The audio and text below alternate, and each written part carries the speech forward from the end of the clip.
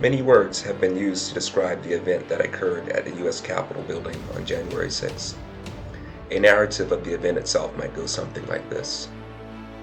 On the surface, it seemed to have begun as a protest rally to, quote, stop the steal, end quote, and to pressure Vice President Pence to certify the election result and set in motion a process that would ultimately result in the re-election of Donald Trump. The protest rally transformed into a surging mob. Inadequate Capitol security did not stop the mob. The mob stormed and breached the Capitol, briefly overtook and occupied the building, during which chaos and anarchy reigned, including violence, looting, property damage, and theft. The seat of government was defiled by the presence of the Confederate battle flag inside the Capitol building, and the business of government was temporarily obstructed and disrupted. Let's remind ourselves of two important facts. Firstly, the accusation that Joe Biden or people acting on his behalf are conspiring to his benefit, stole the election from Donald Trump, has been shown to be baseless and without merit in numerous courts of law.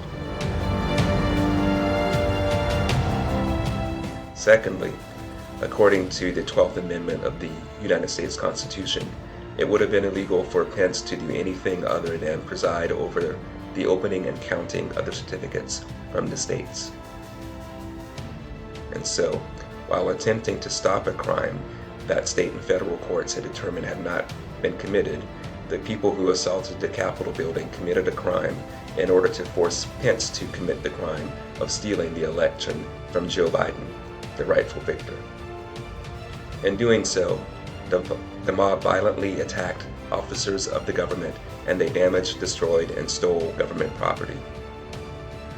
These acts may be grounds for prosecution for the federal crime of rebellion or insurrection.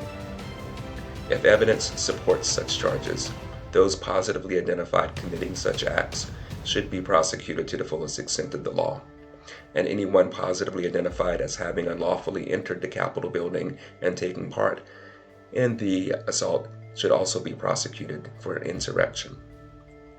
However, we must not lose sight of the fact that the event on January 6th was not a spontaneous occurrence. News reports and watchdog investigations are revealing that organization, planning, and chatter about it had been happening in online forums since November. The speech, communications, and actions of some individuals could give rise to charges of seditious conspiracy. Federal investigations will likely discover the same content and more. Individuals found to have worked together in planning, coordinating, promoting, and staging the event should be prosecuted to the fullest extent under the seditious conspiracy law. The maximum penalties for the federal crimes of insurrection and sedition are 10 and 20 years, respectively. If prosecuted under those statutes, those found guilty should receive maximum sentences. The dire threat these folks pose to our democracy and our national security warrant the stiffest punishments allowed under the law. Anyone contemplating committing similar crimes in the future should know that their country will show no leniency for such heinous un-American acts.